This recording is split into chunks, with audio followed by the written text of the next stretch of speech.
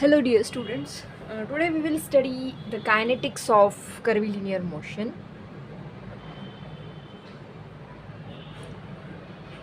or D'Alembert principle for curvilinear motion. Okay, so what is D'Alembert principle? F or Newton's second law, F is equal to ma. Now in curvilinear, in rectilinear motion, if motion is horizontal, then we will take the summation of x is equal to max or summation fy is equal to may, means in horizontal and in vertical motion. But if in curvilinear motion,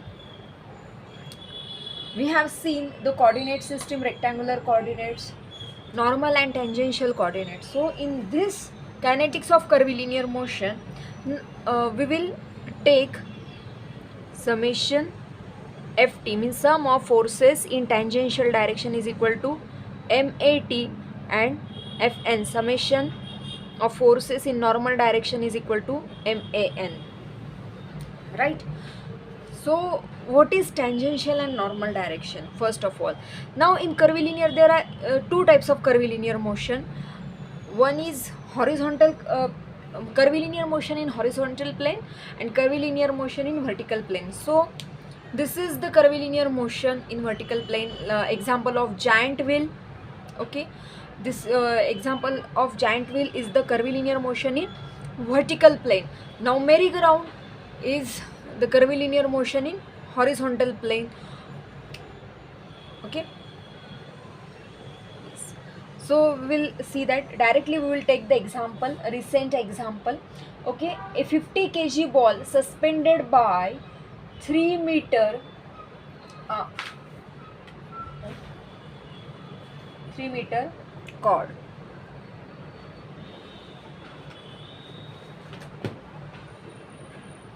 A 50 kg ball is suspended by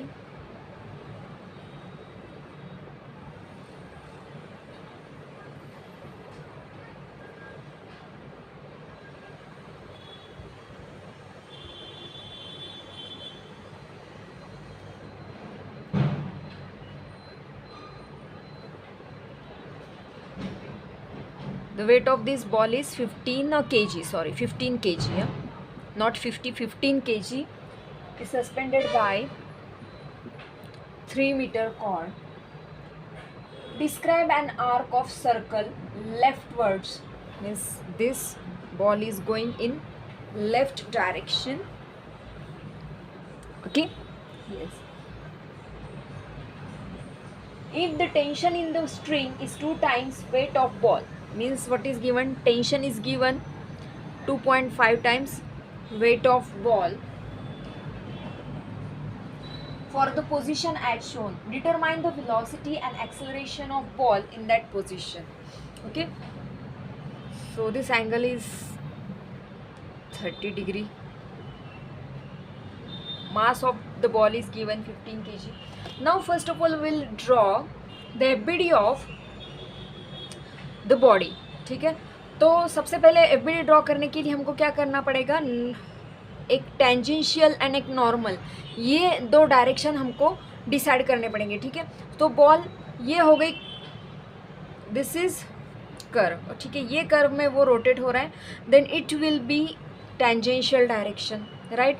So this is the tangential direction, and direction which is perpendicular to the tangential is normal direction. ठीक है, and normal direction is always towards the center of curvature. Okay, it is always towards the center of curvature.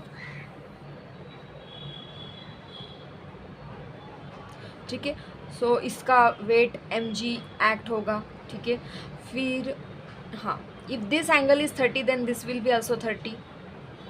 So this is mg.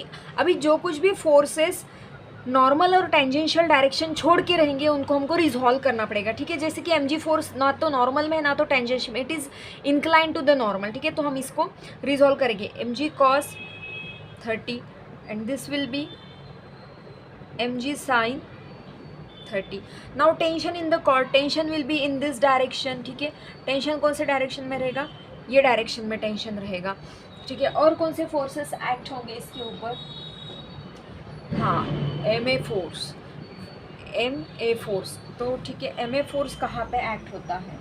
M A force always act in the opposite direction of the और away from the centre of curvature, ठीक है। हाँ, M A force जो रहता है वो जहाँ पे सेंटर ऑफ कर्वेचर है उसके opposite, it is always acts away from the centre of curvature, ठीक है। So it will be M A N. A N क्या रहेगा हमेशा? ए एन की वैल्यू रहती है A N is equal to V square by rho. Rho यानी क्या? रेडियस ऑफ कर्वेचर, ठीक है। रो यानी क्या? Radius of curvature, okay. So we will take these two equilibrium conditions here.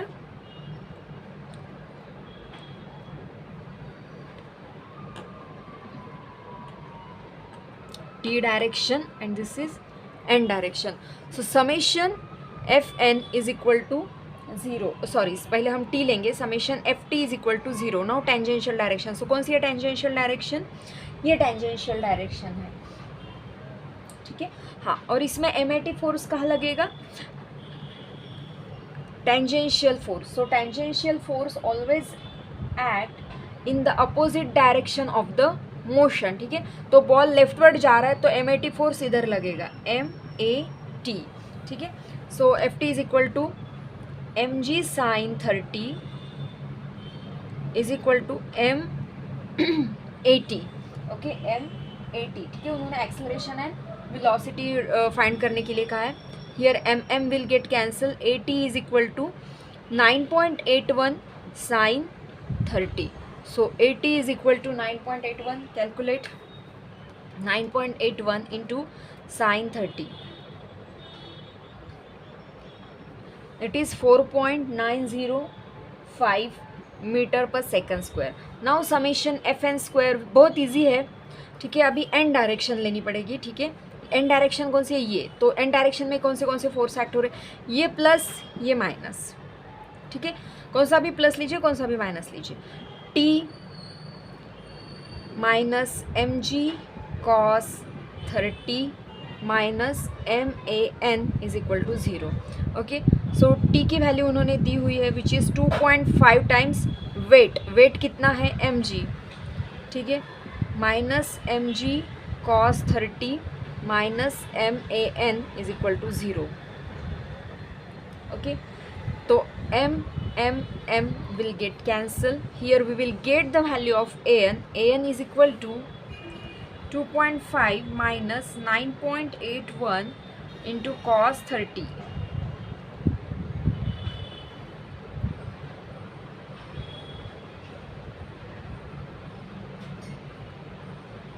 Which is N की वैल्यू कैलकुलेट कीजिए. Sorry, हाँ, 2.5 into 9.81 minus 9.81 into cos 30. It is 16.02 meter per second square. Now we have to calculate the velocity. So an is equal to v square by rho.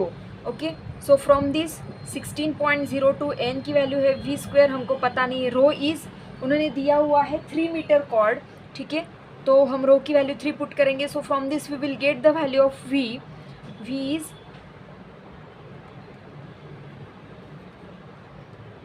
v की value आती है 6.93. v is 6.93 metre per second, 6.93 metre per second. Okay, so we will calculate value of a acceleration. It is an square plus at square. Direct लिख दूँ मैं. an is 16.02 square plus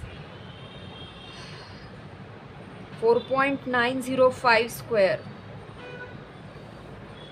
16.02 square plus 4.905 square. It is 16.75 meter per second square. 16.75 meter per second square. ठीक है, this is the answer. बहुत easy है, कुछ नहीं करना है, सिर्फ नॉर्मल और टेंजेंशियल डायरेक्शन डिसाइड करने और वो डायरेक्शन में एक्ट होने वाले फोर्सेस डिसाइड करने, कौन से फोर्स एक्ट हो रहे हैं वो फाइंड करना है। और इसमें जो बहुत इंपॉर्टेंट है वो MAT और MAN की डायरेक्शन। तो MAN की डायरेक्शन हमेशा जहाँ पे सेंटर है उसके अपोजिट रहेगी, ठीक है, अवे फ्रॉम द सेंटर रहेगी। और MAT की डायरेक्शन जिस डायरेक्शन में बॉडी मूव हो रही है, मतलब जिस डायरेक्शन में बॉडी का एक्सेलरेशन है उसके अपोजिट डायरेक्शन में MAT फोर्स एक्ट होगा। तो ये आपको ध्यान में रखना है। We will take one more problem.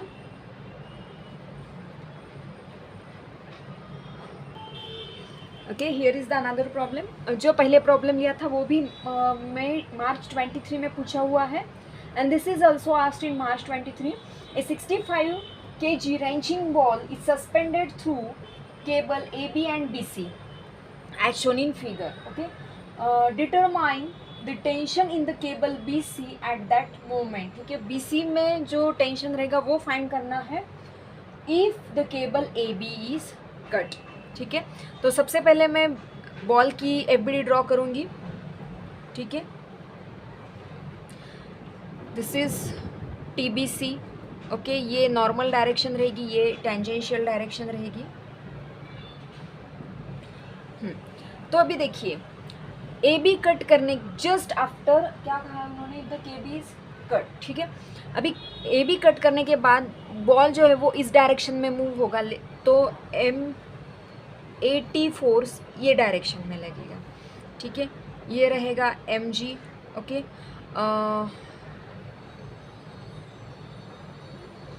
ये 50 है तो ये भी 50 रहेगा। So this is MG cos 50 and this will be MG sin 50।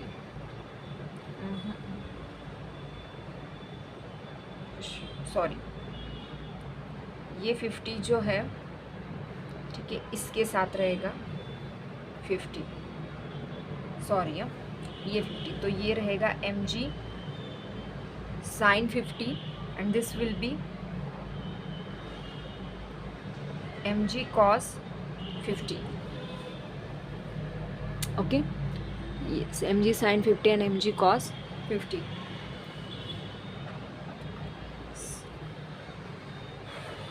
ये हाँ, MAN फोर्स कौन से डायरेक्शन में लगेगा, ये भी इसी डायरेक्शन में लगेगा, MAN। ओके, हमको TBC फाइंड करना है तो हम एक ही डायरेक्शन लेंगे। This is the summation FN is equal to 0। So TBC माइनस MAN माइनस MG cos 50 is equal to 0। Okay, so यहाँ पे AN फाइंड, TBC फाइंड करना है। AN में AN का क्या रहेगा, V² रहेगा। ठीक है, रो की वैल्यू उन्होंने दी है क्या, नहीं दी हुई है, V की वैल्यू भी नहीं दी हुई। तो देखिए जैसे AB कॉर्ड कट होगा, just after cutting AB velocity at that moment will be 0। ठीक है, therefore AN is also is equal to 0। Okay, so यहाँ पे मैं लिखती हूँ just after cutting chord AB velocity of ball is equal to 0, therefore AN is equal to 0। so TBC is equal to MG cos 50 is equal to 0। ठीक है, तो M की value क्या है, 65 into 9.81 into cos 50। So TBC is equal to 65 into 9.81 into cos 50, it is 409.87 Newton. ठीक है, ये भी 6 मार्क्स के लिए पूछा हुआ क्वेश्चन है, पहले जो था वो भी 6 मार्क्स के लिए पूछा हुआ क्वेश्चन था।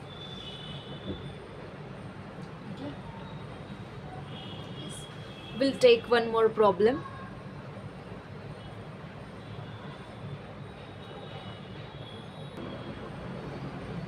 Okay, here is the problem. A bottle rests at a distance of 1 meter from the center of horizontal platform. This is 1 metre distance जहाँ पे बॉटल एक रखी हुई है, ठीक है। सो ये जो प्लेटफॉर्म है this is rotating in this direction, ठीक है। तो ये डायरेक्शन में वो रोटेट हो रहा है। Okay, the coefficient of static friction between the bottle and the platform is μs is given 0.3. Determine the maximum speed that the bottle can attain before slipping, ठीक है। Assume angular motion of the platform is slowly increasing, ठीक है। Slowly increasing कहा है angular motion.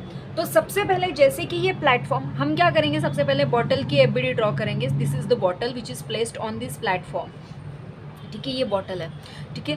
तो ये इस direction में रोटेट हो रही है, ठीक है। तो एम एन फोर्स कौन से डायरेक्शन में लगेगा, ये डायरेक्शन में लगेगा, एम ए फोर्स, ठीक है। एम ए फोर्स इस डायरेक्शन में लगेगा।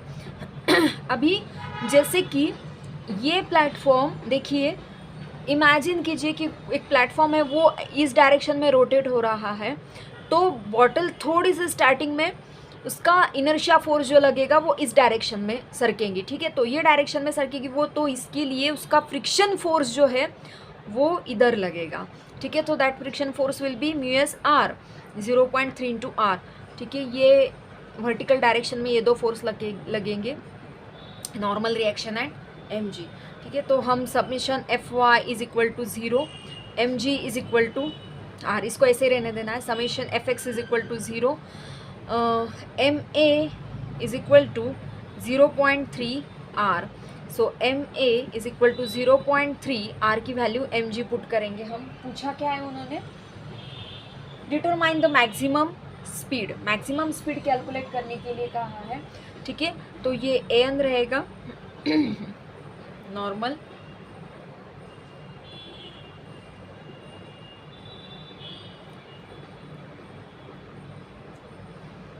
mm will get cancel, an is equal to V square by rho, तो डायरेक्ट में लिखती हूँ V square by rho is equal to 0.3 into 9.81, rho की वैल्यू 1 रहेगी, v is equal to in under root 0.3 into 9.81 into rho की value है 1, so we'll get the value of v is equal to 0.3 into 9.81 into 1, so in under root it is 1.71 meter per second.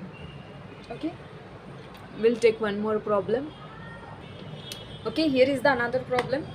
बहुत ध्यान से देखना इस problem को। ये problem अगर समझ में आया तो काइनेटिक्स ऑफ कर्वीलिनियर मोशन के सभी आपके डाउट्स जो है डीएलएमएट प्रिंसिपल के वो सब क्लियर हो जाएंगे, ठीक है। A 70 kg pilot flies in a small plane which moves in vertical loop of 150 metre radius, okay. Knowing that pilot experiences weightlessness at A, weightlessness at A means what? The apparent weight at A will be 0. So apparent weight at A यानी क्या, normal reaction जो रहती है at A is equal to 0 रहेगी, ठीक है। And has apparent weight 2800 newton at B, means at B it is 2800 Newton.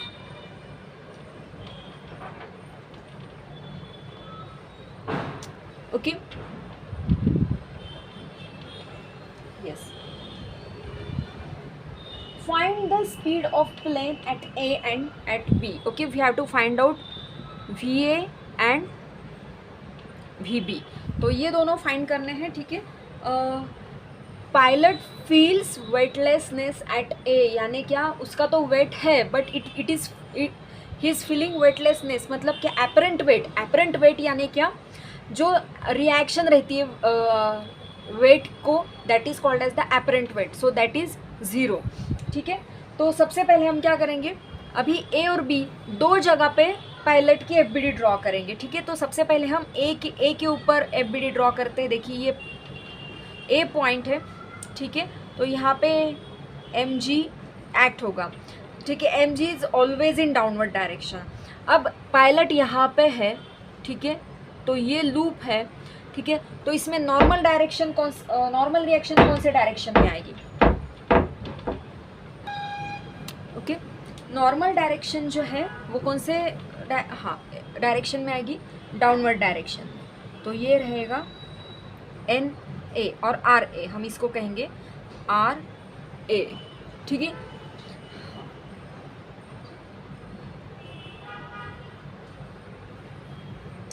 M N force कहाँ लगेगा, which is opposite to radius of curvature, ठीक है। ये रेडियस है तो एम एन फोर्स इधर लगेगा। Okay, it is moving in which direction, ठीक है, कौन से डायरेक्शन में वो मूव हो रहा है। फिर से पढ़ती हूँ। 70 kg pilot flies in a small plane in vertical loop of radius 150 metre. Okay, knowing that pilot experiences weightlessness at A and has apparent weight of 2800 Newton at B, ठीक है।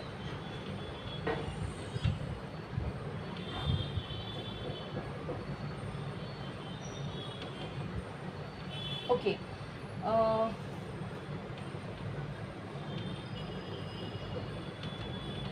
नो वरीज, ठीक है। अभी tangential direction, ये direction में tangential direction रहेगी, ठीक है। कहीं पे भी लीजिए एम ए टी, ये डायरेक्शन में ऐड हो रहा है।